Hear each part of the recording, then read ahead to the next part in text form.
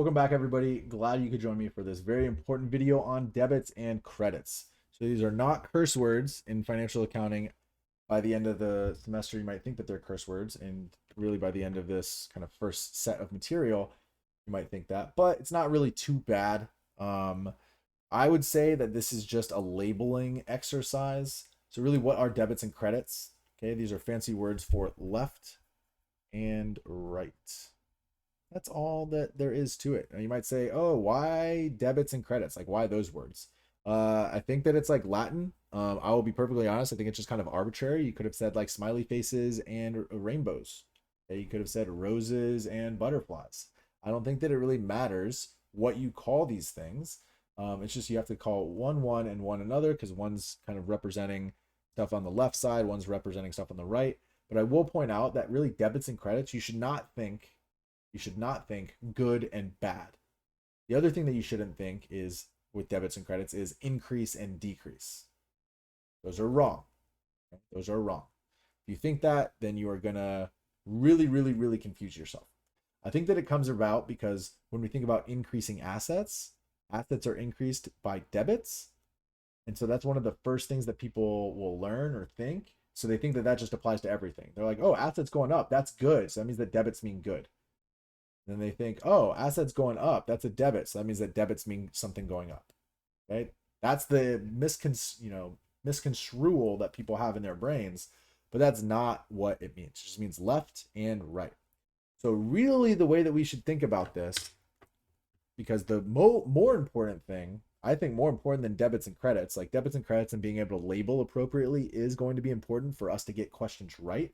But like the more fundamental concept is transaction analysis and seeing how different transactions increase or decrease our assets, our liabilities, and our stockholders' equity accounts. So regardless of what transaction analysis thing we do, our transaction analyses are going to involve some level of increases and decreases in all of these things. So that is what we should start with. We should make sure that we get that part correct, that we get that part down by showing that there's some increases and decreases in some assets and liabilities and some stockholders' equity accounts. Do that part first with the arrows without labeling debits and credits at all, to make sure that you are fundamentally understanding from this company's perspective what is happening to their assets, liabilities, and stockholders' equity.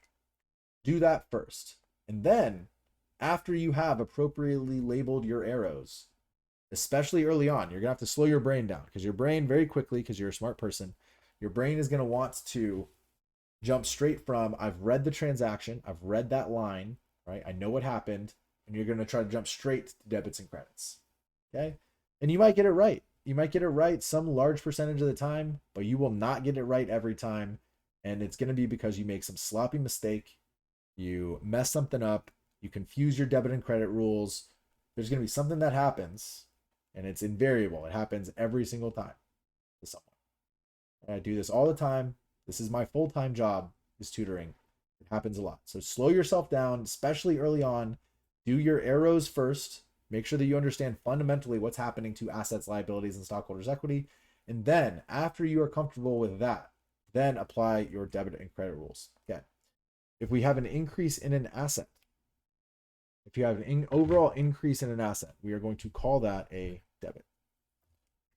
If we have an overall decrease in an asset, we are going to call that a credit. If some transaction, we see, okay, assets have gone down, we're going to call that a credit. On the other side of our fundamental accounting equation, everything is just flipped. So an increase in a liability, we call that a credit. A decrease in a liability, we call that a debit. And an increase in stockholders' equity, we call that a credit. A decrease in stockholders' equity, we call that a debit. So people will also get confused about revenues and expenses a little bit. And as we go through some of these transaction analyses, as we start labeling debits and credits, I will make this a lot more clear. But really, we ask ourselves, when we record an expense, when we increase that expense, what happens to stockholders' equity? Well, when we increase an expense, net income goes down, retained earnings goes down by extension, which means that stockholders' equity goes down. So when we increase an expense, that actually decreases stockholders' equity, and it goes with this same picture, right? Decrease in stockholders' equity, we're going to call that a debit. So we usually debit expenses, except for the one case where we close them out at the end of the year, but I'll just say that very quickly and not really hammer it home yet, because we will talk about that at some point in the future, I promise. So revenues increase net income. So they increase retained earnings, which increases stockholders' equity. So revenues, when we increase revenues, we record those as credits. Okay, how to determine these? Draw the accounting equation, do your arrows first. Okay, that is going to be step number one. And then just label the up and down arrows as debits or credits after. Okay, just label them appropriately based on this picture. So this is a very, very important picture. We're going to use it over and over and over and over and over again. But that should be your thought process. Do not jump straight from reading the transaction and saying, oh, debit, credit. Like, again, it's probably gonna work a decent percentage of the time, but you're gonna be way, way, way more likely to make mistakes if you do that.